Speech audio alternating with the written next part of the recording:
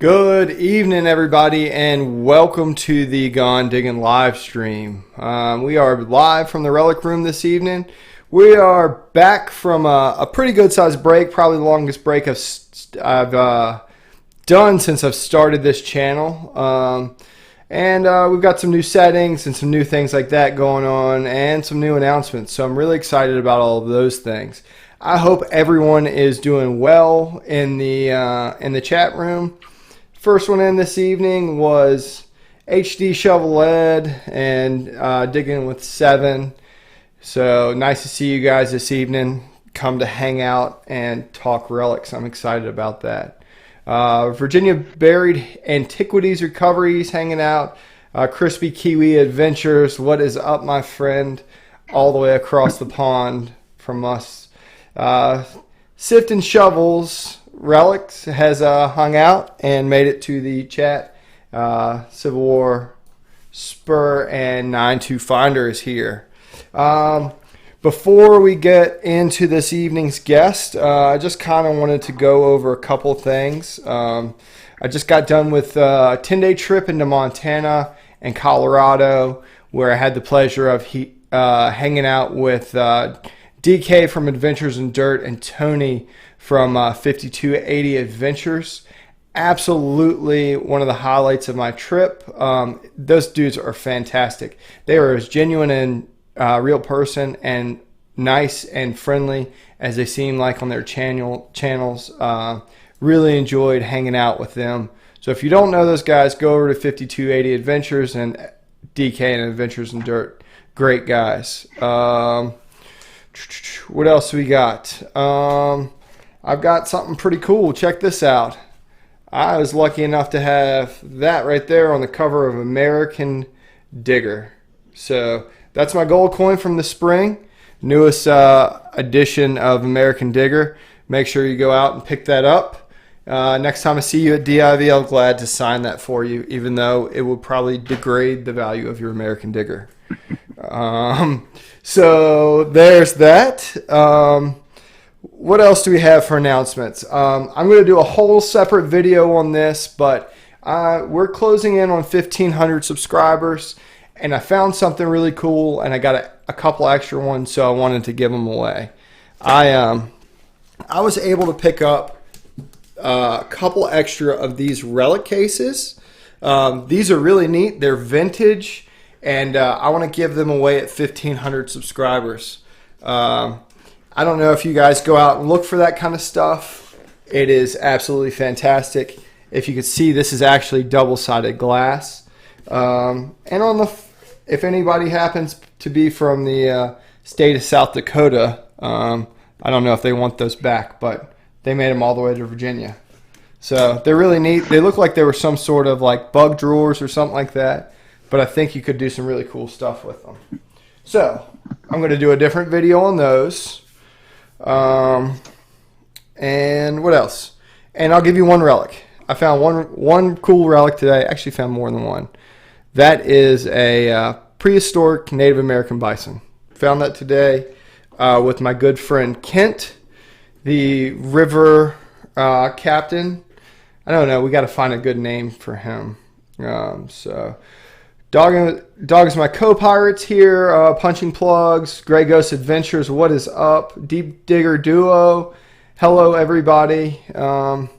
So that's all the kind of announcements I have. Look forward to that giveaway video. I think it's a really cool giveaway, and I'll put a bunch of stuff in there, and we'll give all that stuff away. Plus, it's fun. I like giving stuff like this away. I gave away a pinpointer and a metal detector, but this is way cooler to me. So right now we have Roland Frodigh. He is an incredible relic hunter. He's been doing it for a long time, and a lot of folks know Roland from he does incredible restoration work. He's known as a pit and a hut digger, and he's going to come in and talk to us about this fantastic camp he's been hunting for a long time and give us all of this. He's also been generous enough to come back after a catastrophic meltdown of the live stream. But hey, he's a good sport, and we're very grateful for it. So without further ado, let's go ahead and let's see if we can bring in Roland there. There we go. How are we doing this evening, Roland? I'm doing good. I'm a little sore from hot digging this weekend. But, and regarding technical difficulties, they follow me, man. It's either water, floods, or technical difficulties with computers. I tell you what, I'm serious about that. So when that happened, fully expected, no issues with it at all. I knew we'd get back on board at some point. So very, very good. Hey, and I love that vintage display case, man. That's what it's all about. I love those things. Yeah, man, I think it's cool, and I don't know how the guys are, but it is crazy what you can find on the internet. I mean, I got a lot of them for next to nothing, so it's really neat. And I like vintage stuff like that. I mean, we dig up relics, right? Why not put relics in relics? Yeah, exactly. I got a pile of 200-year-old wood out on my deck that's being processed, and the big plan is to make a bunch of Riker type cases that I can't break because I'm constantly busting the glass on the top of those things. I've got to build something really sturdy with like 1/4-inch glass or something. Yeah, absolutely, like that the tempered stuff. So, man, let's start at the beginning. Like, how you've been digging for probably longer than I've been alive. Let's be honest. Okay, I'll give you that. So, how long is that? Well, you want the story? I want the whole story. I don't mean that in a bad way. You're a handsome guy. No. I think it's interesting when you reflect back on many years. I'll start in. I was raised in Shrewsbury, Massachusetts, right outside of Worcester. I used to have that accent where nobody could understand me until I moved here in 71. Our family moved to Fairfax, Virginia in 71. And I honestly can't recall what got me involved in metal detecting. And maybe I saw old John Jackson out there with his machine. But I remember in Shrewsbury, a neighbor finding an Indian head penny in her garden. And my grandfather had Civil War guns on his wall, believe it or not. And I don't know what happened to those, but there was always that interest in history. And I think that's something that's inside of us, and it just needs to have a little bit of something to push it forward, a little bit of flame. And for me, I moved from Massachusetts to Virginia. I sold my skis because there's no decent place to ski in Virginia that I know of, and traded them in, got a little cash. I remember going out to Jimmy Wilson's place out in Manassas and picking up a Metratech. That was my first machine, and that was a great machine. Poorly balanced. You throw an aluminum handle on it, and it would work all right, but that was a great machine to start with, and I was fortunate enough that right there in the middle of Fairfax City, there was an encampment walking through a schoolyard and up into the woods and into pastures. So that got me started. And once you get going, Matt, once you get going, you keep at it. Now, I've been in and out of it a little bit, a year off here or there, raising family and things, life stuff. You ebb and flow, and I supposedly missed a lot of those golden years of the '80s when people were really knocking it out of the park. But I came back in heavy duty back in '94, I'd say it was, and been pretty consistent. And been fortunate to be able to dig some nice camps and some pretty good relics. Yeah, I think that's interesting to say, like, what the golden years were, because it's all perspective, right? Like, I'm looking at the posts now, and I'm going like, we're in them. Right. New machines, new technology. You're in the water. My full intent was to get in the water back in the early '80s, but then family took precedent, and I had scuba gear that just sat for years, and I get up to New England and dig. I dive for lobster, but got in the water down here once and got yanked out by a park ranger. But I wish I'd stuck with that. And I'm looking at what you guys are pulling out of the water. I'm going, holy smokes! Yeah. Golden years. That's perspective. Well, yeah, and then you talk about the other part, the other side of it. I know older guys who had, double eagles with heads that were like, 40 inches across, and they could barely hear pits. And now we go out into places, and you have a relatively small machine that's digging significant depth, So I think it's neat because I love hearing the old guys tell me about, I used to take a Metrotech and kick the buckles off the ground versus. No, I can't tell those stories. I mean, I once kicked a parrot shell, with out of the ground, but I never experienced those days you're talking about, But I love hearing about it.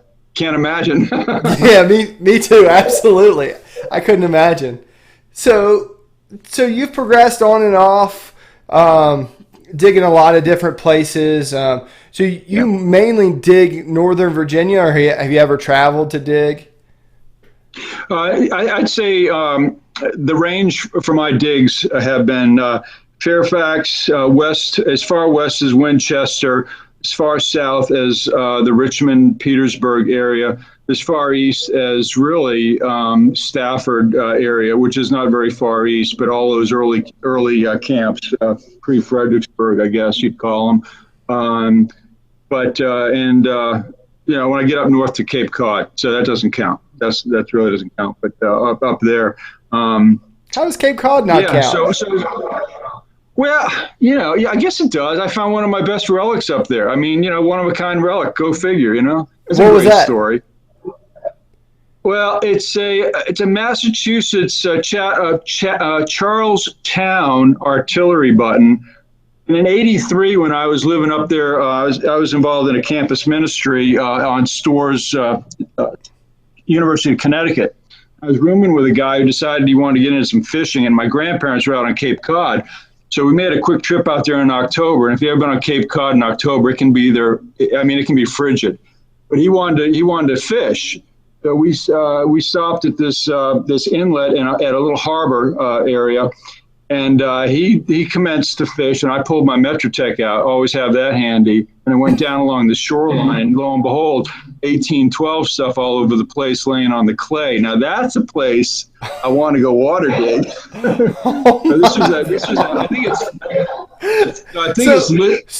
was just a place that he wanted to go fishing. You hadn't done any research about it. Oh, no. But I'll be doggone if I was going to stand there and freeze and fish. So, I just pulled it out. And, that's a perfect example of how, just I don't know what you call it, just luck and opportunity and seeing what you can find. I'm not sure what I expected to find. Maybe some coins, maybe some rings. It wasn't even a swimming beach. But there was a layer of clay, and you know what that's about. When you water dig, with about 6 inches of sand and some seaweed on top. And an MS-83 came out, and I threw it in my pocket. It was getting dark. It's dark in about 4 o'clock in October in New England. And we went to a Friendly's around the corner to get a coffee or some hot chocolate to warm up. And I reached in my pocket to get my change out, and there's this button with relief on it. I mean, I got an eagle on, sitting on a cannon with flags and cannonballs and the gun, the cannon worm. I couldn't believe it. And come to find out, I mean, I've shown it to a lot of collectors. They say they've only seen one other one that's come out of the Seminole War area. So that was great. It happens. It happens. Yeah. Well, you're not going to find it if you're not out there doing it, right? Yeah, it's a game of percentages. Research ups the percentages, of course, but you can't discount luck. Those small spots that maybe nagging you in the back of your head. I just want to try that, but it's so small. It's so trashy. Everybody else has hunted it. Do it, knock it off the list, and get it off your mind. That's right, absolutely. And I feel like that's a lot of what I've done this summer, knocking spots off the list. And I think that's what you should do. I'm going to go hunt this yard or this yard to this yard to this yard to try to get closer to where something is, so you can definitively say, I don't need to hunt any yards back here or any farmland or whatever the case is. Yeah, it's a body of knowledge that as a digger gets stored up here, or you're journaling. And, another example of that, if I might tell a story, is that when I got back into the hobby full bore in the early 90s, I'd always wanted to hunt this area east of Fairfax Courthouse, an old neighborhood. And in the years past, in the 70s, I'd found Barthelot's, Colts, Spencer's, scattered here and there. And I'd heard stories, Camp Fairfax was in that neighborhood. And I knew that, Mosby was up and down 50. They were chasing him all over the place. And the 1st Maine was chasing him. And so what you're talking about is Confederate cavalry and Yankee cavalry, or excuse me, Union cavalry. Let's not offend anybody here. Okay.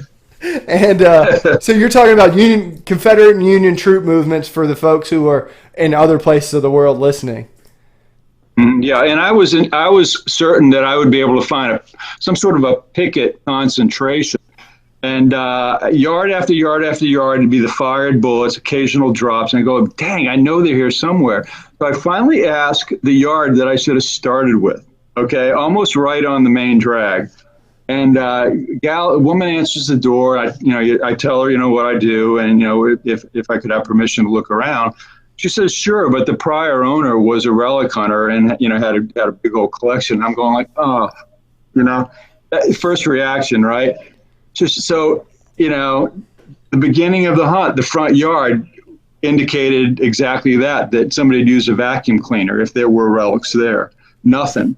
Went to the side yard, and this is a small property. I can't emphasize how small this property was. So it didn't take long to cover what I was covering. Did the side yard. Obviously, they'd had some septic work there, and the ground was sort of turned over. You know that when you dig, you see what the profile of your dirt. And the only thing I found on the side yard was like a lantern, piece of a busted up lantern. It could have been period. I moved to that backyard, Matt, and I tell you what, he must have dumped his collection in the backyard. I mean, I've gone down the list and told people, and then I've told them what the square footage was, and they shake their head and they go like, it's impossible. But I know that there are folks out there that have had the same or similar experiences or will. One that comes to mind is, Riley Bryant, who hosts quite a bit, and he dug that beautiful CS plate in a hunted out, very well traveled spot. And I'm talking about buckles. I'm talking about Confederate buttons. I'm talking about silver plated buttons, Maine buttons, 100% gold, Burnside plates, spurs, bosses. I mean, it can be dumped anywhere. It can be that last knoll that you go over. It can be on an incline on a slope you haven't looked at. It can be like that. I think it can be right around anywhere. I think that's also the draw of being a relic hunter. It is. It's always one more hole, Like, how many times have you said, okay, I can barely feel my arms and my hands are bleeding, but just one more? Yeah. It's kind of like I felt on Saturday afternoon in the last corner of the hut I was digging. After an empty two Gatorades, man, and I was just shot. And it was a warm day. I mean, I was working, but if I wasn't working, I would be in the water. You wouldn't have caught me in a field. Yeah. I don't know if it's foolish or if it's what, but it does keep us going. Just that discovery, the restoration, the journaling, the whole, it's the story, it's the whole package, right? It's not the relic, it's the story behind it too, right? Right. How you came to find it, when you found it. Now you can document it wonderfully with digital media, and you can tell the story. So throughout all of your dig time, you've always kept a journal, right? I can't say that I have. My digging buddy, Dave Vanderhaeg, I got him started back in high school. We were still playing baseball, and I got him started in detecting. He's much more the religious journalist. I can quite frankly say that it's all in my head, but I have written a lot of it down as well. I have maps, I've marked maps, all of those basic sort of things, but I don't keep a diary per se like some folks do. Right. I recommend that. I recommend that though. Yeah, absolutely. So, do you have any future like plans of going back through your collection and maybe building a diary or building some sort of catalog system? I'm doing that now. Are you? I'm doing that now. Yep. So you run across any pieces that you're like, oh man? I guess I did. I did this evening. I did this morning. But in preparation for this talk, I was gonna pull out a couple of buckles when we get to the restoration part of our talk, and I found this little thing, and some of you will recognize what that is. Let's go up. There you go. Up a little more. Up. Right there. Right there. You got it. Some of you will know what that is. Yeah. So I've forgotten. What is that? Ooh, anybody in the chat room got a guess? It's Civil War related, so let's start with that. If you guys got a guess, we'll let that hang for a second, and we'll talk about some other stuff. And if anybody knows what that is, I'll tell you what, I'll send you a pile of stickers.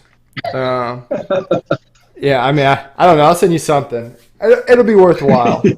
I've come across some things that I remember. I need to document that. And the thing for me is, as for all of you relic owners, you pick up a relic, and an image comes to your head of that time, that place when you dug it. You may even remember all the weather and all of that sort of thing. That's very, very close to me. My son was over here this weekend, and he said, "Dad, where'd you dig this? He was going down the list, and I was going like boom, boom, boom. And he's going, "You're amazing." Then he said, "When's my birthday?" And I'm like, "Wait a second, give me a second."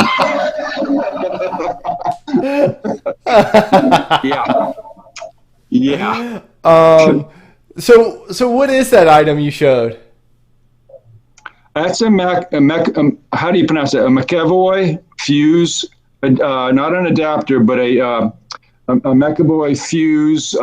Is it a slider? Somebody's out there who's got the word. Yeah, I think it's called a slider. I think it's like so I was found in a CS position just south of Spotsylvania on a knoll with about a ton of 58 gardeners, clearly an artillery position. I'm not sure which artillery group was there, but didn't know what that was for years.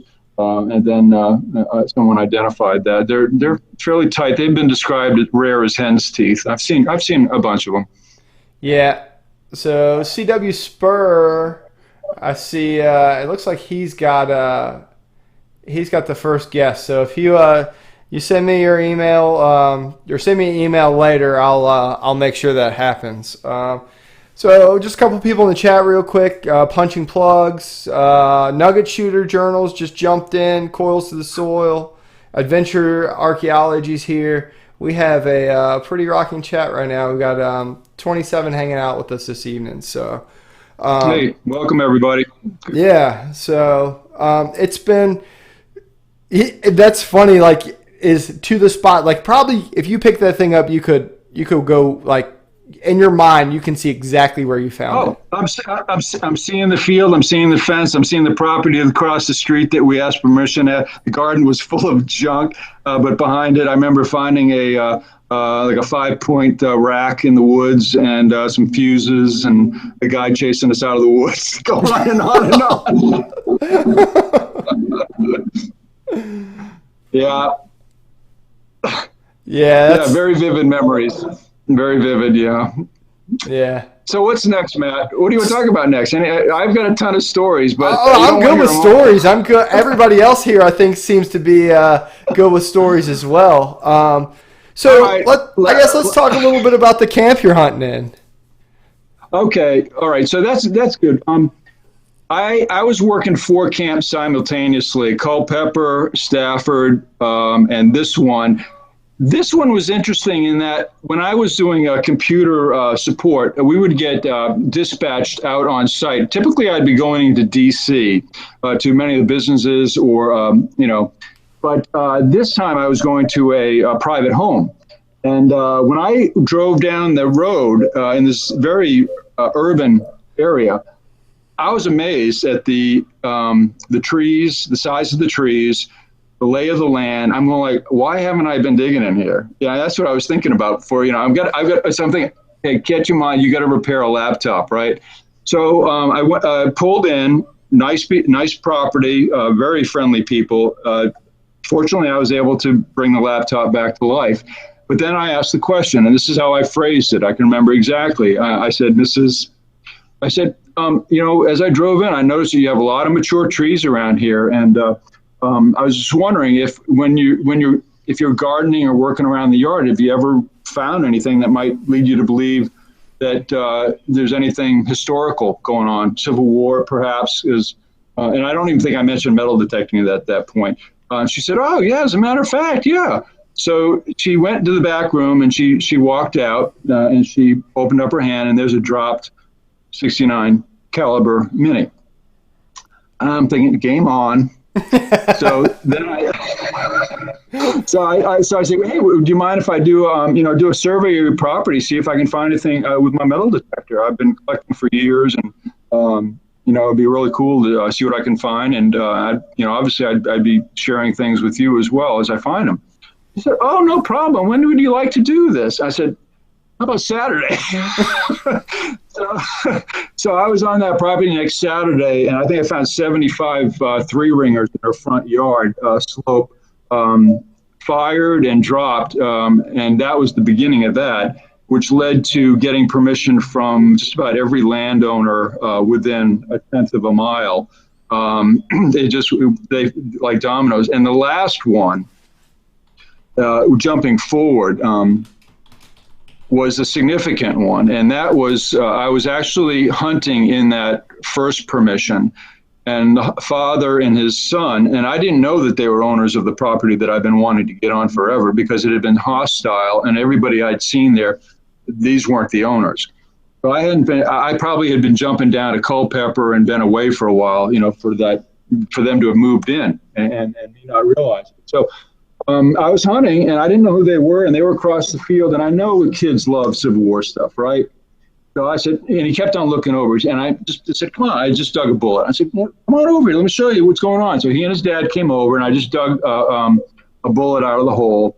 I already dug some 69s and some round balls, and so I went through, what they were, why they looked like they did, a little bit of history.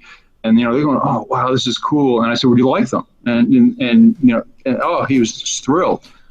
So the father says, "Hey, I live right there.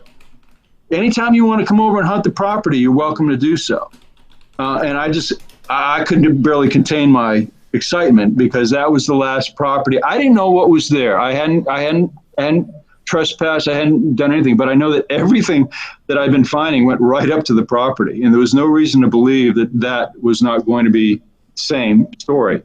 So I think my sister was in town from Cape Cod, and I'd gotten her into this hobby a few years back. She had a Garrett AT Pro. I said, "Deb, let's go see if we can't jump on this property. I just got permission to hunt. I think we're going to find some stuff." Well, yeah. And when I posted the first pictures of the first day's hunt, people were going like, "One day?" I think it looked like, what we were talking about at the beginning of the show, back in the day, Right. When it was all there. And it was just, it was like, wow. And my sister found, the ground is funky, and my sister found plenty with her AT Pro.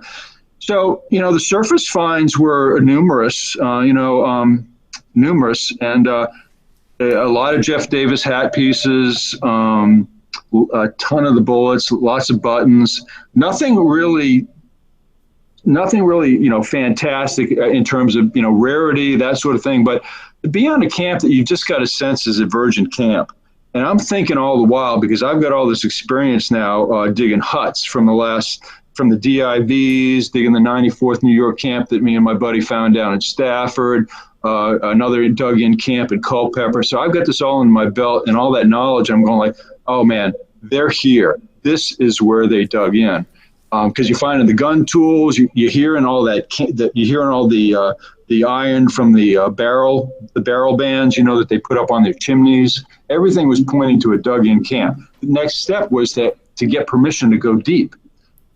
So, real good relationship with the landowner. I'd given him a lot of stuff at that point, and I said, "Listen, this is what I think. I think you have a dug-in camp here. I think it's an 1861 winter camp."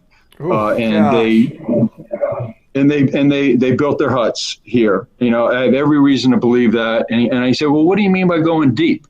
I said, I'm talking about, about 3 feet maximum. And this is explained the process. You've seen me with my tarps and all that. That's my preference. He didn't care. He said, go for it. You can leave the holes open overnight if you want.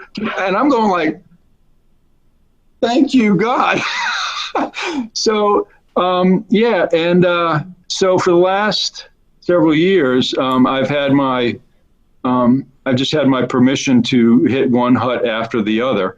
And I'm at the end of it now. I was pretty surprised that I found another one this past weekend with some glass in it. And I've been probing, and I've been doing just the dummy approach of just lining them up and digging test holes. I've literally stuck the shovel in the ground and pulled it out with bottles on it. Oh my gosh. Yeah, that was a day. I think my best hut was up where I consider to be the officers' area, and that day included a complete canteen, a Hofstadter's Bitter black glass, 2 Eagle flasks, 8 RR Radway medicines. Interestingly enough about this camp, and I don't know if anybody else has run into a Yankee camp like this, even though they've got all of the Jeff Davis hat pieces and Kepi buckles and company letters, mostly Eagle buttons with the floating shank, like early, and a lot of navies on the perimeter of the camp, including some Vermonts that I think came from down the street. No knapsack hooks at all. None.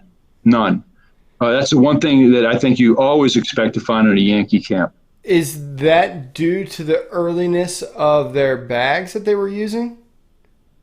I would leave that to the experts out there who know more about accoutrements and that sort of thing.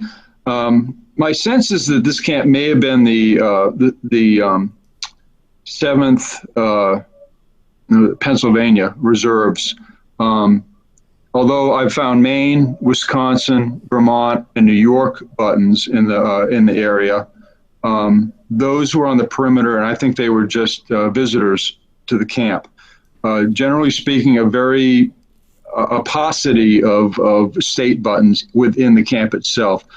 But the early Navy Kepis buttons, with the tin backs, and just a spattering of early navies, clearly an 1861 camp, because no coinage out of there is post 1861. And the silver is very pretty, very detailed. Yeah.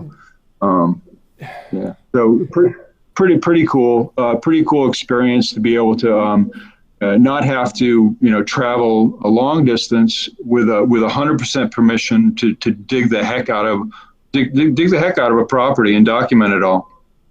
That's interesting, and that's cool because you've had so much time to spend in one area and really explore it to know that there aren't any J hooks in there, and that's interesting. That's something I'm going to go research because I want to know, because I have sites that I don't dig J hooks at.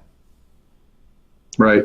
And so at first, I would bring the Eagle buttons into our club meetings, and of course they have no back mark and they have a floating shank, and people saying, "Oh, you're in a Confederate site. Oh, you're in a Confederate site." Along with the round balls. You remember the day when people, maybe you don't, maybe this goes back before your time, Matt, but there was a time that if you were in a camp and you dug nothing but 69 round balls, the default was you're in a Confederate camp. That's not true.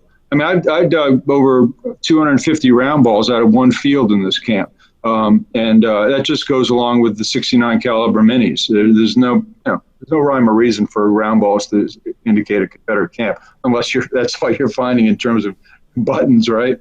Right, other items that would lead you to believe them to be Confederate. You're finding Georgia frames everywhere and 69 caliber round balls. Sure, you're in a Confederate camp. Yeah. But that's in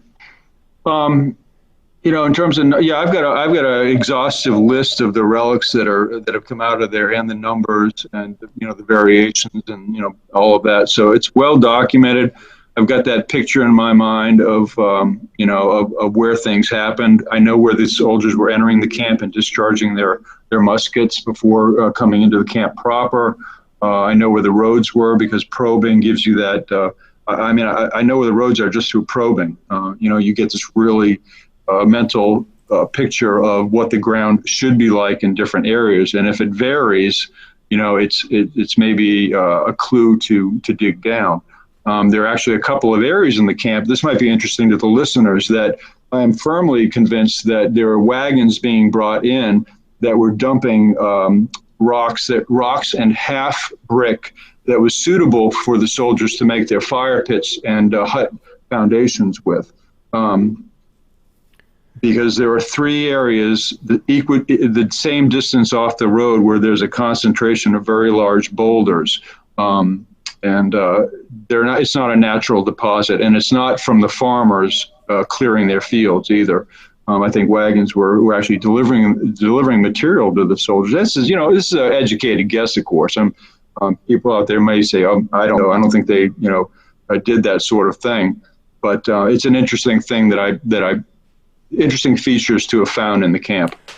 I think there's a lot of those things that were undocumented in the course of the war. I mean, well, you know what they say about idle hands. So right. You put a mess of boys that varied from 14 to 30. I know what I was doing in my mid-20s. I wasn't doing anything productive in life. So right. Put those guys to work and make stuff happen. And that's really cool. I think that's interesting. Somebody was asking within the chat, what kind of probe do you use? John Kendrick outfitted me with a nice probe. I don't know what he calls them. I know he makes them from the spring steel that you find in the automobiles. And then he, of course, you have to. I don't think anybody makes a probe that doesn't have that little bulb of steel down on the tip, which facilitates pulling it back out. I've also used a core sampler, but it didn't hold up with the abuse that I gave it. It just wasn't substantial enough. And I think core samplers have their place, but until someone designs one that releases the core quickly, because you are testing. So you can spend hours getting core samples, but you've got to get that core out as well to sample the next one. But that's a great way to sample the profile going down 2 feet to see if you have any ash or brick in the mix.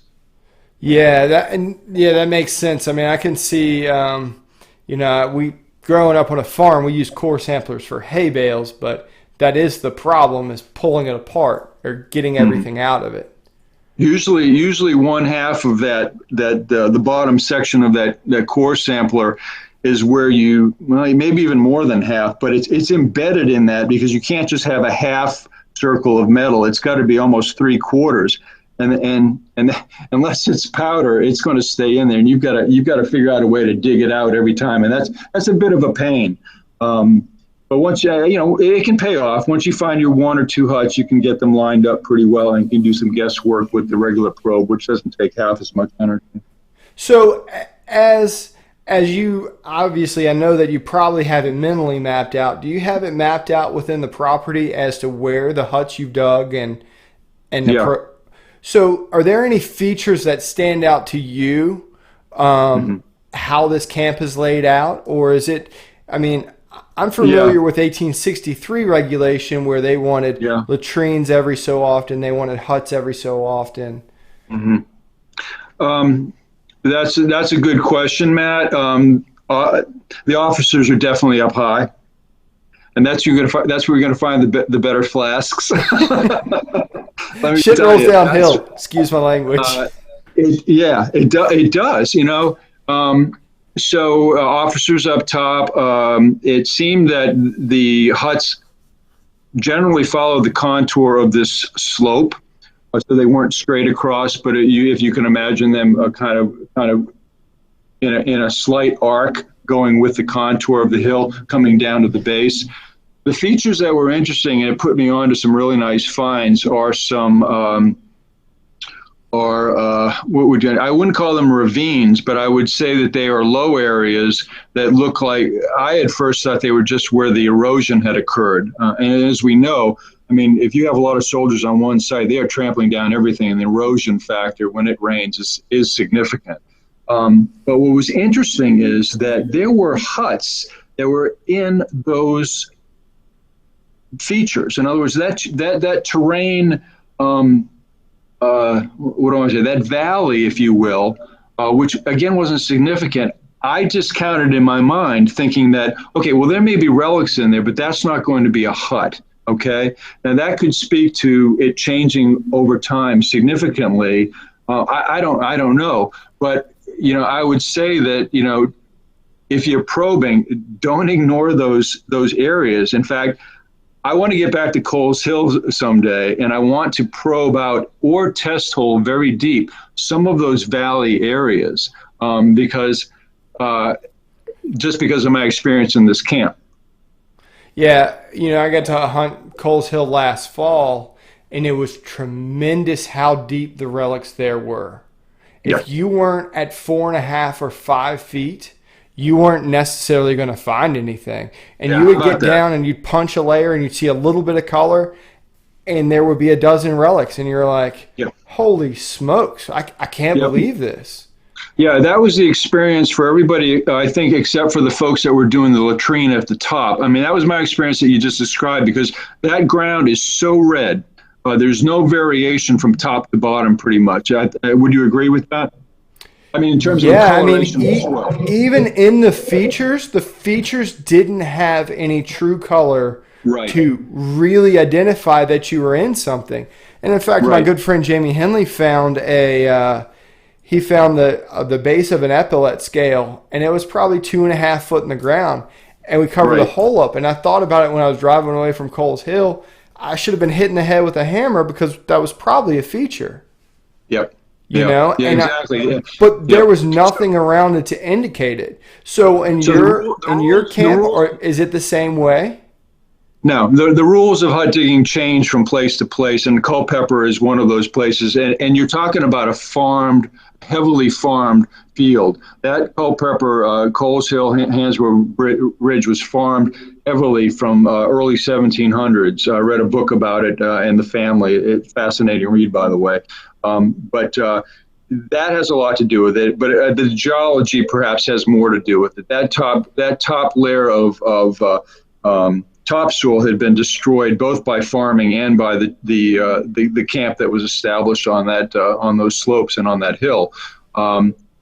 Maybe if there was a camp undisturbed in a wood area on that site, you'd get some sort of a layering.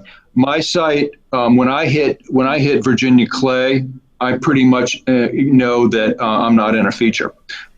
If I get this, I can't really describe what I'm seeing, but you get the idea that it's not uniform. All right, it's not uniform. In Virginia, I hit the Virginia clay, and I'm just familiar with the site. I know that there's nothing below this.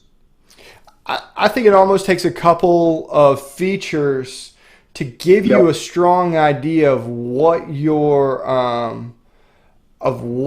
doing in that area, to get an understanding of, did they have fireboxes, or were they clean, or like the level of care that they took in their huts. Were they sloppy with them? One of my favorite features I found was at Rat Tree Farm on the other side of the glebe. I found a cooking pit. Now it had one bullet in it, and that's what got me there. But I found a little bit of color, and I kept going. And it was a perfectly oval, round cooking pit that was completely clean, didn't have bones. They didn't throw relics in it. They didn't throw garbage in it. It was strictly for cooking. Right. The cook had discarded a bullet, and that was enough to get us there. Yes. But it's really interesting when you go from individual feature to individual feature, how they change. And like you said, there's no real hard and fast rules to any of this. No, there isn't. And what's interesting, the last thing I think I would say about this camp, which is very interesting, is that as many bottles as I pulled out of this, and the numbers, off the top of my head, I would have to say, in the 50s, 60s, maybe over 100 bottles. But the one bottle that's evaded me is it pretty much driving me nuts, but I think it tells something about this camp. are they had the barrel bitters in there, and I've found fragments of every color barrel bitters you can imagine in there, and I'm just waiting for be able to pop one, right? But there are no significant shards, only the ribs and maybe a shard with a letter, but enough to say that they were all over the camp. But there are none to be found. So in the back of my head, I'm thinking, was this camp occupied once before? I mean, multiple times, and that's not unusual. And in that area, it wouldn't be unusual as well. So were the huts cleaned out at one point? That not only explains why there are no plates to be found, but it might explain why there are no bitters bottles to be found. Did someone back then collect them for, to be refilled, cleaned, refilled? But of all the bottles that I would want to dig out of there, and the flasks are wonderful, but the barrel bitters, to be teased almost every time I go out there with fragments of a barrel bitters, it's tough. Do you, so I guess the last question I have for you is, so sinks or latrines, have you gotten any?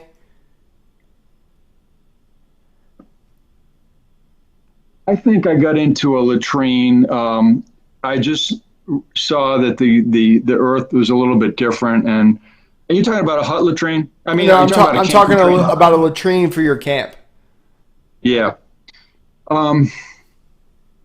I can't say 100%, but I dug a hole that was almost up to my neck, and at the bottom were 3 inks, and it wasn't a hut and it wasn't a fire pit. So I'm thinking it might have been. But I had that conversation with the landowner just this past weekend. I said, I'm not convinced I found the latrine. I know where I would go if I was a soldier, but I don't know what it looked like back then. So I don't think so. For the number of guys that were there, I don't think I found the latrine. Yeah. I think that's probably where your bitters bottles are, if there's any to be found. Yeah. So, man, that's really fascinating. I think that's, I mean, just the story that you have, that you can take one piece of forgotten history and just pile it all together. And man, you may not know the individual guys who were on that camp in 1861, but man, you sure have a good idea of how they lived and what it was like. Yeah. That's right. And as frustrating it is not having found an ID disc or something like that, I've got enough. I've got a good story, and all the landowners around there have some relics on their shelves, and they've heard the story. Yeah, that's neat. So through going through all the camp digging and all that stuff, somewhere along the line you picked up doing relic restoration work, right? Yeah, what are you going to do when all you dig are damaged relics? No, I have an artistic background. I've always done things like scrimshaw, carved, painted, and all that sort of thing, different medium. So it was a natural thing for me to do to look at a relic and say, how can I make this look better? Not only clean it up, but rebuild it. And God has his plans, and I think I did dig a lot of damaged relics in the beginning that kind of encouraged me to experiment with materials and my skills in painting, and to build on those to camouflage repairs, make things look much more presentable. And now the internet's great. There's a site called Restoring Your Finds, run by Charles Gren. I think you've probably seen that, and kudos to him for starting that, where people can post what they're doing, to whether it's electrolysis on iron, or whether it's some of the work that I do to rebuild a plate, buttons, that sort of thing. So yeah, that's where I get started, Matt. And people accepted it. We're very interested in having things worked on by me, which is encouraging. And I try, my whole philosophy on it is to try to do as little as is necessary and to retain the look and the memory. I'm not into doing a repainting of a relic or remaking the whole doggone thing. Although I've done that, it's not my preference. I've done it, but veer away from those jobs. Just want to do the minimum. Let me see if I can get it. There it is. So I know you can't see it, but so this is a corner of a plate of a. Yeah, I can see you now. Oh, cool. So that's a corner of a plate I dug. You're not interested in rebuilding the whole thing, is what you're saying. No, but I've had people ask me to do it with pieces just a little bit bigger than that. Oh my gosh.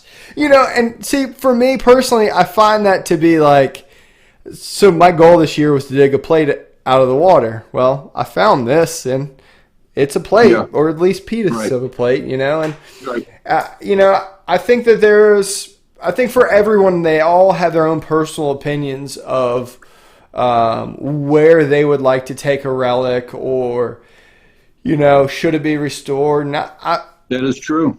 and I think it's all up to each person. I really like the quality of your work is really incredible. So like just for like say an average piece with say like a shank repair or something like that, that's a pretty like uninvasive kind of repair. You know what I mean? It is, but keep in mind this fact for any relic.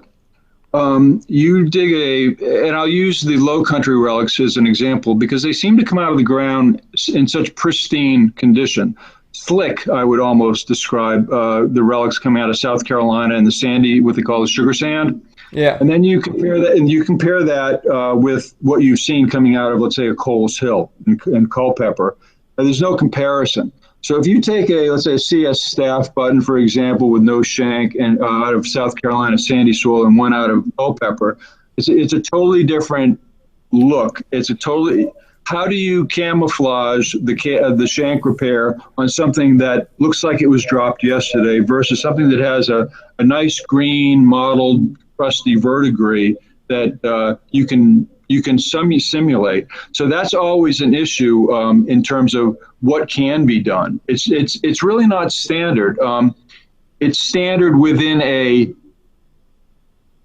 look or appearance. No, I get it. That's something I never really considered, the fact that, yeah, you take something that is absolutely in the finest condition in the world and it has a small blemish to it versus something that is, sat in a fertilized farm field for 20, 30, 50, 70 years, whether it's a coin or a button, it doesn't really matter. That's right. One is much, I guess there's ways to do it, to change how everything looks. And, that makes a lot of sense to me, I guess. But those are things that probably most people don't think about. No, they don't. And I'll give you an example. If I can pull one out here. The hardest part of a restoration, let's talk about plates because that covers a wide genre. And by the way, how much time do we have, Matt? As long as people are willing to listen, as long as you're willing to talk. If everybody's good, give me a thumbs up in the channel or in the chat there. But yeah, continue. Okay, so I was going to just show a couple examples, and the most difficult matching job, and this should inform our listeners and anybody on when they're out purchasing relics, whether it be at a show or online or wherever. You're buying a lead-filled plate. Look at the lead maybe even more than you look at the face. Oxidized lead, it has for me been probably one of the most difficult things to match. First of all, it's not a uniform look. One oxidized piece of lead looks different from another in terms of, the filling or more technically, it's the solder fill. So, here's a martingale that I dug some years back. There you go, right there. Okay, so that's pretty clean. You can see that, Matt? Yeah, it's beautiful. Okay, so it's clean and you've got that rust. Everybody knows what that looks like and should look like. And that's pretty slick, I would consider. I can match that, but it's going to take, it takes me a long time to get that right. It'll look different in sunlight as opposed to incandescent or fluorescent lighting. And I guess what I'm bringing this up is that a lot of folks will show me a plate and say, I need this edge fixed. First thing I do is I turn it over and I look at the condition of the lead. This is a slick relic and the lead is in good condition. A lot of the relics coming out of the ground now have that flaky, cracked um, solder fill. I love it, but to simulate that on the back of a relic is very difficult. And if you are again, this is a word to the wise, buyer beware, is that when you turn over a relic, and if you think that solder has been coated over, if it's got a uniform look, it should throw off flags, because it's the toughest thing for a restorer or a faker, however you want to look at it, to simulate. The front, not so much. All day long, I can create a modeled look on the brass to make it look like it came out of the ground. Now, this martingale, I believe I had to flatten and bend out and all that sort of thing. So I've just got this kind of groundsy, woodsy look left on that. I don't know if you... But that takes far less time and effort to work with than the lead. I don't know why I'm going off on solder. I guess I just want to inform the collectors out there, what to look for. And if you have something that you're interested in having fixed, I'm finishing up an OVM plate that was dug not too long ago, where when it came out of the ground, a lot of some of the lead crumbled away, but the digger retained that, sending it along with the relic in a baggie, and I've actually puzzled it together. But I'm going to have to simulate a little bit of that, and it's going to take time. As little a repair as that is, and as little an area, white is not white, gray is not gray. You think, oh, throw a little chalk in there, throw a little this in there. It's not going to work. I can't tell you what a challenge it is to match solder, and maybe that's a good thing, so that maybe it'd be a whole lot easier for us to spot the fakes and somebody's trying to foist off on another collector as not having been doctored in any way. Yeah, that makes sense. Yeah, I mean that makes a lot of sense. I've read a little bit about plates and stuff, and the fact that it was really a mix of tin and lead, like more of a solder when they put it together. And I mean, believe it or not, I don't dig pristine plates when I'm lucky enough to dig one. In fact, most of my plates I've dug look like somebody put it in a blender, turned it on to pulse for about 6 to 7 years, and then just threw it back in the ground. Yeah. But it's that's an interesting concept about how, and just seeing your work. You posted a fun little thing a couple months ago about telling me which one is a repair face. And, my gut said that every one of these is, but my heart wanted to say, well, I know which it is. That's the wrong one. That's the wrong one. Well, it's incredible what you can do. So I guess, I think the way to wrap that kind of discussion up, Matt, might be repairs can be done on anything, should they be done. And having been in it for many years now, I feel very comfortable telling somebody, I don't think you should do it. I don't want to do it. I know somebody who might do it, but I'm not going to remake the relic, Right. I'll fix the rim. I'll fix the hole. I'll rebuild a little section of the lettering. I'm putting together a slave tag right now that I purchased many years ago, and it's a puzzle. And I've got to I'll post that at some point in time. And that'll stay in my collection. And that is the next question. Oh, well, it won't always be in your collection. Someone is going to end up with it.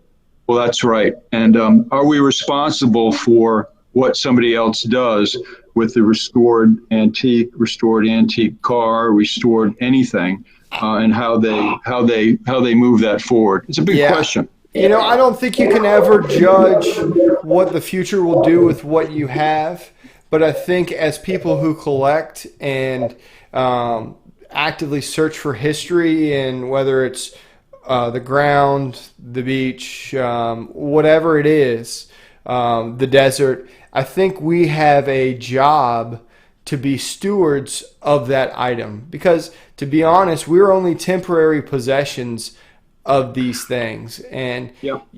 Can't take it with you. yep, you can't take it with you, and nor would I want to. The Yeah. people that were there before deserve the respect to treat it the way it should be treated while there, whether it's a bullet or it's the most rare Confederate plate or, rock that somebody brought back from the moon. I think they're all equal of that sort of respect. I think, though, you can't judge what the future will do about the past. I think we're living in that now. Yeah. Yeah. I mean, I can only. I'm responsible for myself to be as honest as I can, and that's not hard to do. Really, it's not hard. Once you start that pattern, you just keep it up. But if I see something being turned over that I've worked on and I've seen something that's been on my bench just weeks prior,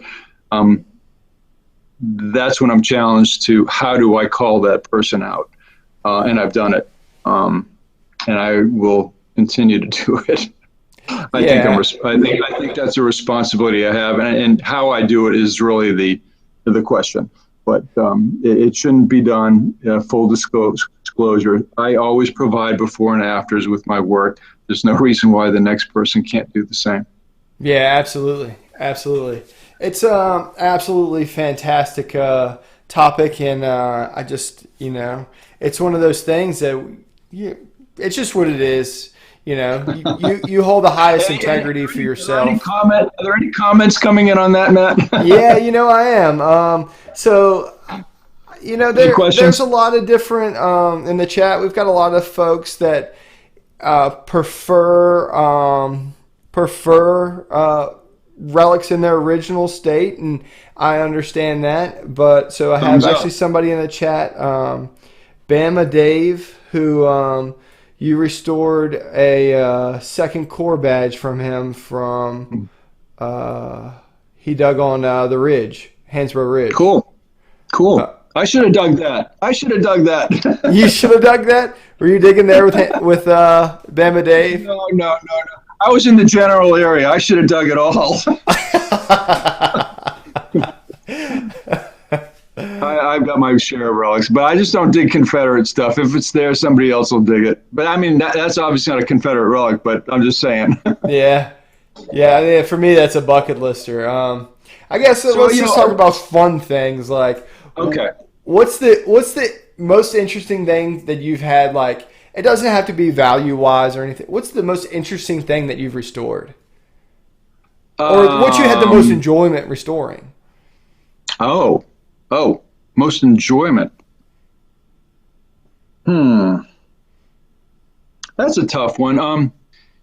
I'm always nervous when I send my relics back to my customers and friends. I just don't know what the response is. It sounds weird, but you become so intimate with the subject that you're working on. It's hard to get objective or have perspective on it. So I send it out and go like, "Is it okay? Do you like it?" and it's pretty much positive all the time.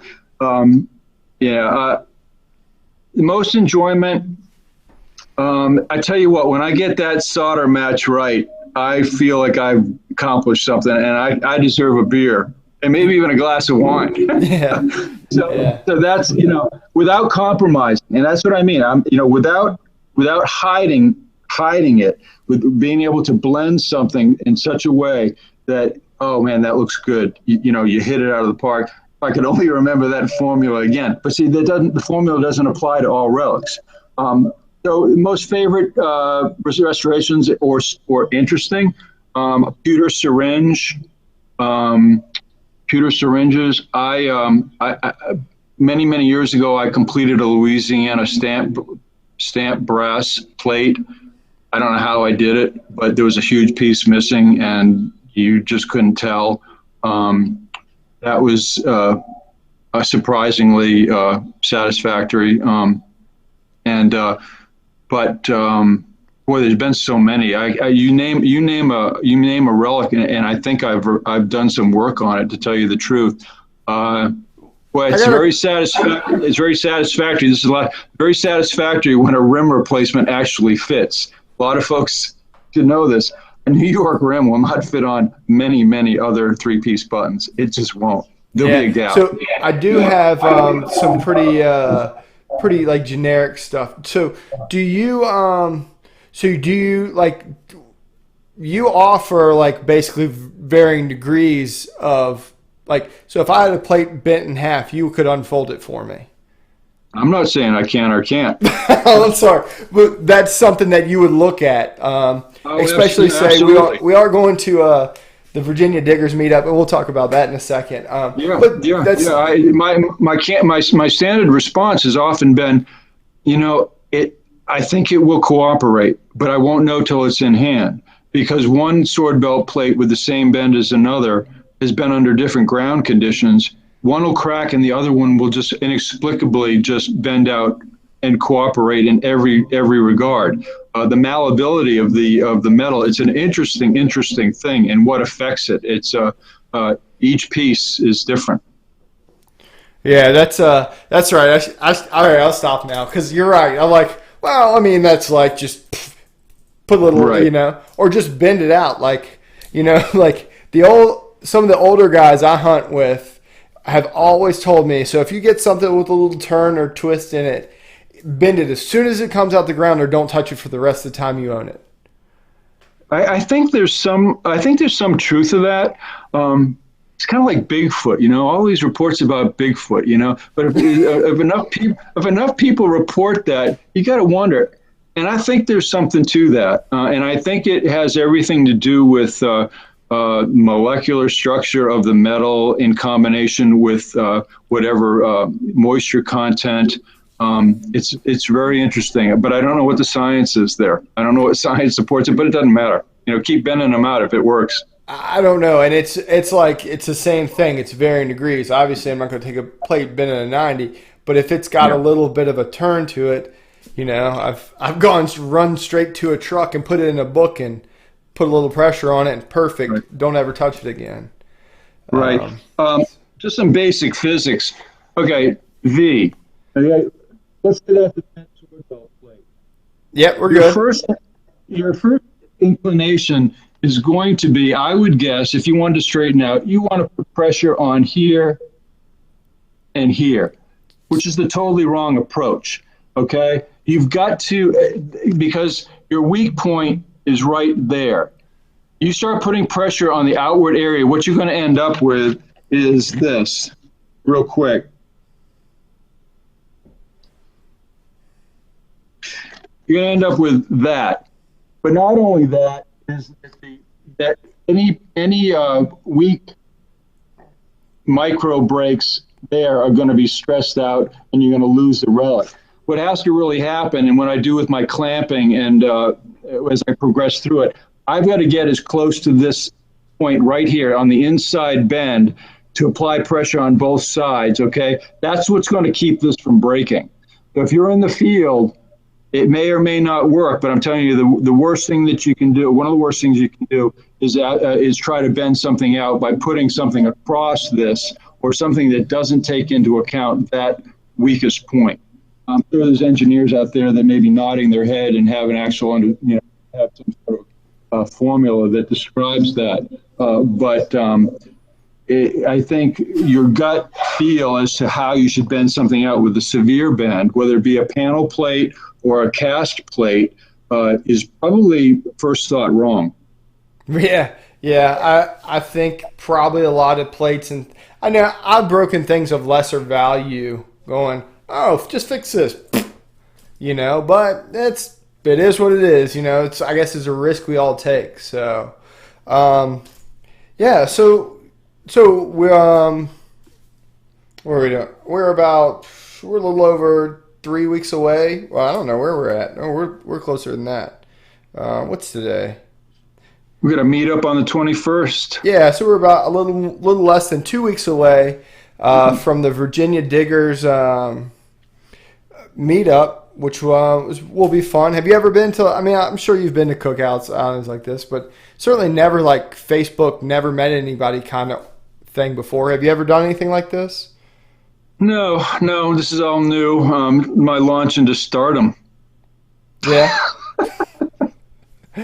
Yep. Yeah, you will be international by the time we're done with this live stream. Oh my gosh. And everything else. So you know, it's this would be fun. Can I throw a little what do you call it? A little pitch out there? Yeah. All right. So over there on the Restoring Your Relics site that's run by Charles Gren, one of his sponsors, I think, is these Andre pencil dealy bops. Yeah. And I ordered some, and I find you find a lot of coin folks working with these, okay? And they're pretty cool because the tips on these are like compressed steel wool. And you can get into the nooks and crannies that you want to work any of the crusties out, the verdigris or whatever. And they don't seem to damage or scrape the metal, whether it be copper or brass. So they're pretty neat. I don't know what they're charged for, but you get a little set of these for like, I don't know, $20. You might check them out. Again, that's over at the Restoring Your Finds site. These are called Andre pencils. So that's my little pitch for the restoration page. Okay. Cool. I will drop that in the link after all this is done. Restoring Your Relics. Do you have a YouTube page? Do I have a YouTube page? Mm-hmm. Yeah, did you actively post stuff on? I had a blog for a while, but it just took too much time to maintain it, and it's ancient, and I have way too many other things that I'm doing. So I'll just throw up restorations with sequential photos. I plan to do some video work, but the YouTube, you've seen some of my relic hunts on YouTube. Blurry as heck with the old camera. But a lot of them are hut digs in this camp that we've talked about, and some Culpeper digs as well. But I'm not sure what I'm listed under. If you look under Roland Frodigh, my dad just passed away a few months ago, so I am the only remaining Roland Frodigh in the world. If you look me up, that's who you're going to find. Okay. So look him up. I will try to look you up as well and put a link down in the description as well. Any other social media stuff? Obviously, you're on Facebook and on Virginia Diggers. Any other groups that you're? Yeah, I would just ask that all you guys out there to see my post, take what I post with a grain of salt. I love words. I love puns. I love corny jokes. And I do a lot of that. I don't take myself too seriously. And I don't think we all ought to either when it comes to posting stuff about relics, whether it be repairs or whether something just came out of the ground or whether it's all greased up with Vaseline or whatever. It's all fun, and we should really enjoy this hobby in every aspect that we can. And promote it with goodwill towards all, even the archaeologists. I think that's what I like about your Facebook page, and that's what drew me to have you as a guest. What you write on your post it cracks me up. The pictures are like the in situ pictures are perfect, and then the post find cleanups. Like I don't know how you do that stuff, but you probably like some magical cell phone wizard that has some sort of application or.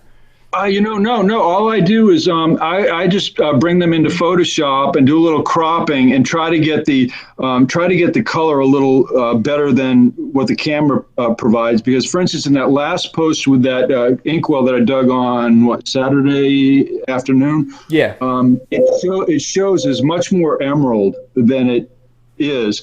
In the hole, an ink will show much darker because there's no light passing through it. But that's more of an apple green. I mean, it's a beautiful ink, but it is not the emerald. So I'll bring it into Photoshop and try to bring it as close as possible to, so that eliminates a lot of questions like, oh, wow, the great emerald ink. And I'm going, oh, geez, it's not emerald, it's apple green. But again, no big deal. It's a beautiful pontled ink, and that's what counts. But no, just bring them into Photoshop, crop them, do a little quick a color adjustment, and combine photos. I used to support a graphics department in a former life, so I'm very comfortable with that program, and it's not a hard one to learn either. If anybody has any questions about that at our meetup, I'd be happy to talk about that too. I didn't think about that. Yeah. Yeah, absolutely, absolutely. So that's fantastic. I mean, so yeah, so check him out on Facebook. He's on a bunch of the different metal detecting groups surrounding Virginia, or just basically the Relics Restoration page. It's just pretty. I mean, the posts are fantastic. So, man, I have to thank you personally for being a guest on the show. I think everyone who's been in the chat has thoroughly enjoyed it. I think you cover so much within this hobby, from having that having camps and doing different other stuff. I guess I'll just ask you a couple other quick questions. Sure, no problem. So we'll do this as quickly as possible. Mustard or ketchup? Oh man, we're talking about what's in general. Would you prefer neither? Mustard. Mustard. What? Mustard. Okay, that's interesting. What's your favorite summertime food? I like food questions. Oh, okay, yeah. Well, I see somebody put ketchup on a hot dog, and I'm going like, what? No. That's when you're 5 years old, right? Sorry, if you're a ketchup guy, I'm totally sorry about that. I mean, I can see ketchup on an Italian sausage. No. Okay, all right, good. We're still friends. The other question was, what's your favorite summertime food? Aside from beer? Well, okay, beer. All right. You could go anywhere in the world to relic hunt. Where would you go? These are supposed to be quick questions. John Harris's Relic Room. What is that? John Harris's Relic Room. Somebody's Relic Room. No, it'd have to be. I want to get over to England big time, because just touching that ancient history, the fact that you can get Celtic, Saxon. What's the other group? BBC. Well, BC is whatever. But, Roman. There's a million things you could do. Oh, yeah. And, it's common over there. But, I mean, it's just, Bob Buttafuso, him, White's Electronics and all that, Big Bobby B, he's been making regular trips, as have other members of our club. And when I talk to him, it just resonates, just to be able to touch that history, because it's all about the history and connecting with it. For whatever reason, I think those of us in this community, that's a turn on. I mean, that's an adrenaline, that's a rush, connecting with that history. But yeah, that's a tough question, Matt. But if I could dig someplace where I could dig Roman, early English, and maybe even Viking stuff, I think I could. That would be something else. I had another one. Give me one bucket lister that you think you can obtain in the next 5 years. Like one top find that you think that you could obtain in the next 5 years. I mentioned in the beginning that I'd actually gotten into scuba with the full intent to do water detection, and that never materialized. So I was looking at that in the early 80s, and I had everything to do it. I love being under the water and finding things. Lobster's great, but I want to pull relics out of the water. I enjoy that environment, the nature, just the feel. I'm very comfortable with the fishes, if you will. And I think that's just really neat. So that's an easy bucket lister to knock off. And I want to do that. I want to do that with a group of people and just enjoy that sort of, atmosphere. That would be neat. Well, I think that there's probably somebody here in the chat, maybe even myself, that can we could make that happen for you. Oh, okay. I probably have to get recertified, but no biggie. Yeah. So you make the call when you want to go. Maybe not between now and say April. maybe May, June, maybe July. Yeah. And I think there's a huge, New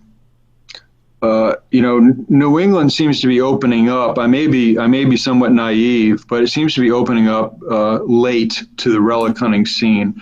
And I think that those lakes and rivers are going to be producing some incredible finds when they move into that. You're seeing some that's coming out of the coastal waters in terms of bottles and that sort of thing. But I think we're going to be amazed in the future what people are finding in New England related to the Revolutionary War and early stuff. So. Yeah, I think you're right. I would love to go do that.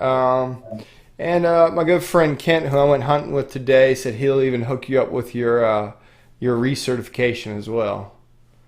Oh, wow. Very cool. Any plans for organized relic hunting in the next year? I put it off. I didn't join up for several hunts in a row, and I think that had to do with physical things and family matters having to do with my folks. But absolutely, the DIVs are a wonderful opportunity to learn. I don't know if there's any newbies out there, but the DIVs are wonderful. I don't know about the JGDs. That looks like a great thing. Organized hunts can be great. I encourage those folks that do go on those to fill your holes, please. Fill your holes, please. Yeah, it's not absolutely. A race. But yeah, it's a great time. Great time. You can learn a lot and make lifelong friends. So maybe we'll see you at an upcoming DIV in the next year or so. Yeah. If Rose and John will have me back, and I don't think I've done anything to upset them. Yeah, I'm pretty sure. They will. What's the other one? Have you ever dug any, like Barb Connell asked, any old coin, like old U.S., like say flowing hair or pine tree shilling related stuff? Yeah, I got a great story. Who's asking that question? Barb Connell. Hey, Barb. Listen, I located a home site, not maybe a half a mile from my home here, in the middle of a subdivision. I had a yard sale, and I had a couple of bullets out there for sale, and they're more like conversation starters than anything else. I don't sell my relics, but I had some bullets out there. And a gentleman came up and he said, "Oh, some Civil War bullets. Somebody found a cannonball in my yard." I figured this guy was from Manassas, Bull Run area, points west. I said, "Oh, that's very interesting. Where do you live?" And he told me, and I was just like, "No, I don't think so." Now, then I asked, could I come over and do a survey of the property with a metal detector? And he said, "Sure, come on over." So, hop, skip, and a jump away.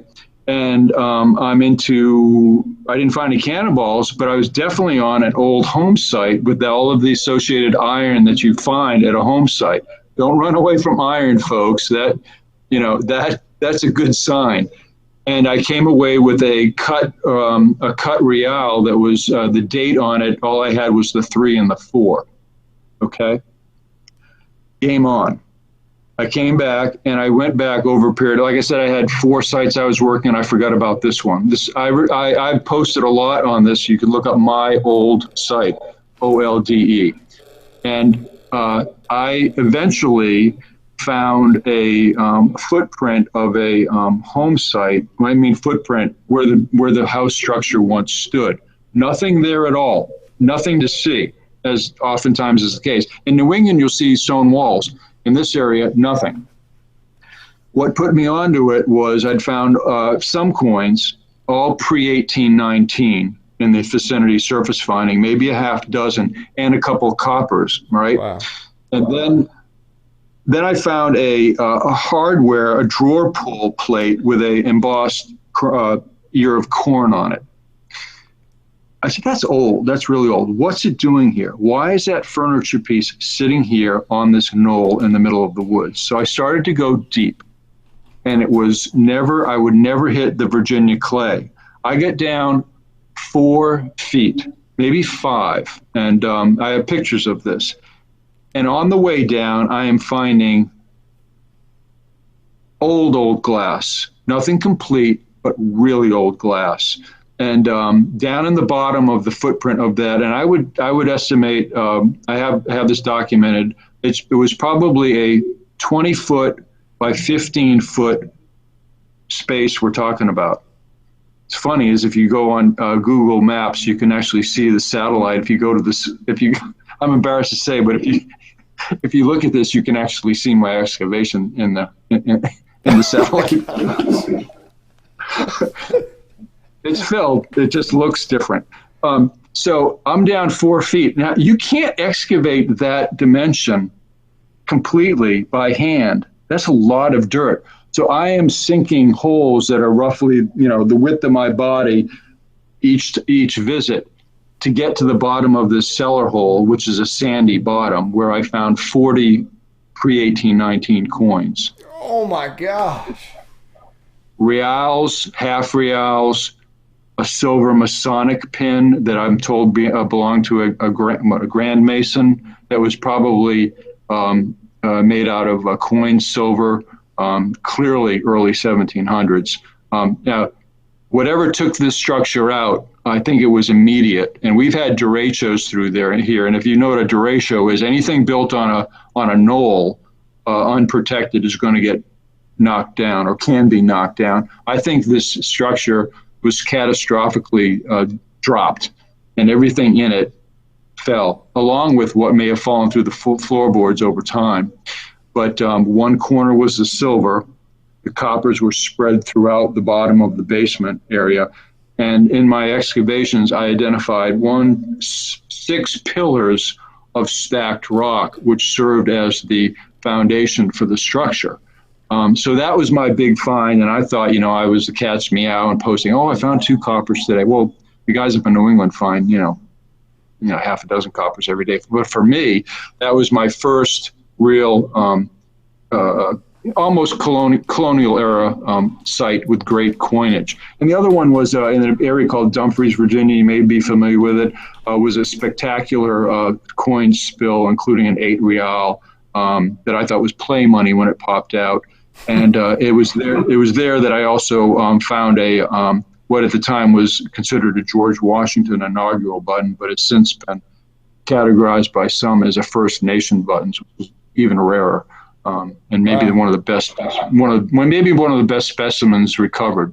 And none have come to light that are out of non-dug collections at this point.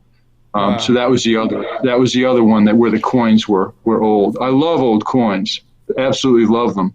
And the fact that you can find them in this area in pretty good condition if you're in high ground and good drainage, that's where you want to pull them from. Yeah, love old coins. Wow. Well, man, I don't want to keep you any longer. It's been a pleasure for me. I'm sure for everyone hanging out watching this. Likewise. I'm just here to facilitate stories, I guess. It's been absolutely awesome. Thank you for coming on. We've absolutely enjoyed it. If you guys want, you can send me a message. You have any other things, I can relay that to Roland. You can look them up on Virginia Diggers. A bunch of other ones. I think you're on Diggin in Virginia and some other stuff on Facebook. Look for his posts out there. Say hi without your YouTube name. Roland is a fantastic guest, as you guys can tell. Absolutely great guy. So fun stuff. I'll tell you what, I'm going to slide you off to the side here for a second, Roland, and we'll be right back. So thanks again, man. It's been a pleasure. You're welcome. So again, absolutely great guest, guys. I have to tell you that I'm really excited that the channel is going to get a lot better here on out. And there's really, with a guest like that, how could it not? Roland set the bar for this evening. Coming up, the next show we have Plugmaster Ford will be on next week. If we are lucky, we are going to get Plugmaster Ford and Missouri Mike. So if that isn't going to be a great stream, I don't know what is going to be. So Missouri Mike's a funny guy. If you ever check out his channel, we have Plugmaster Ford. And then we have a in-between break. We're not going to have a break. We're going to have a different guest, just unannounced right now. I'm working on somebody really special if I can get him to get himself in front of a camera. But I don't want to announce that before. I don't want to drop that before it's hatched. And then following with that, we have Diggin Canuck at the end of the month. It's going to be absolutely epic October. The Virginia Diggers meetup is going on. It's we got a million other things. And then again, I'm going to tell you guys, I'm going to give away this really cool relic case.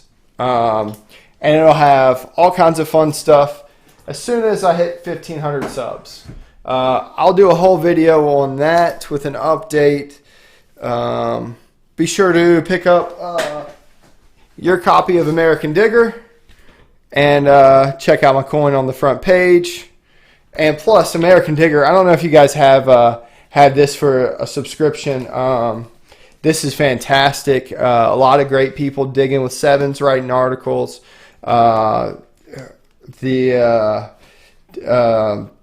Jocelyn Elizabeth's writing an article on here. Butch and Anita Holcomb do a great job on the American Digger. It's one of my favorites.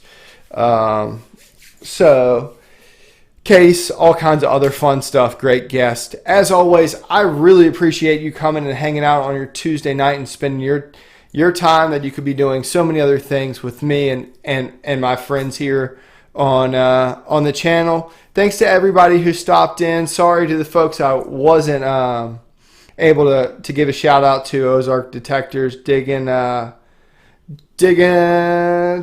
Adventures in Dirt, all those great folks. If you missed it, please check out the live stream. If you haven't, please reach over there and smash that that like button. And new video up on Thursday. Oh, the last thing I'm going to do is I'm going to tell you guys that I am going to change up things a little bit. I will not be posting a video that is less than 10 minutes anymore. So in the next 2 weeks, what you will see is a massive dump of all of the videos I have stored up, and I'm going to just give them out there. There's review videos, there's dig videos. Some of them are 5 minutes, some of them are 12 minutes, some of them are 20 minutes. But I want to make a honest effort to improve my content over the next few weeks and months in an effort to grow the channel and to give you guys just better content in general. So with that said, I hope everyone has a great evening. If you get to go out this week and dig, send me a message and let me know what you dug. I hope everyone has a stellar find this week. And as always, thanks for watching Gone Diggin', and we will see you next time.